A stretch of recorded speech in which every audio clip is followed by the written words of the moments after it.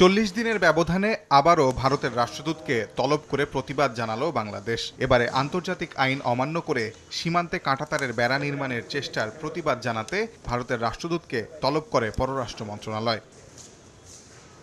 রোববার বেলা ৩টায় পররাষ্ট্র মন্ত্রণালয়ে হাজির হন ভারতের রাষ্ট্রদূত প্রণয় ভার্মা। আধা ঘন্টা আলোচনা হয় পররাষ্ট্র সচিব জসিম উদ্দিনের সঙ্গে। পরে সাংবাদিকদের ভারতের রাষ্ট্রদূত কূটনৈতিক ভাষায় বলেন, দুই দেশের মধ্যে সীমান্তে বেড়া নির্মাণের সমঝোতা আছে, তাই বাংলাদেশের কাছ থেকে সহযোগিতামূলক আচরণ প্রত্যাশা করে Bharat. We have an understanding with regard to fencing the border for security.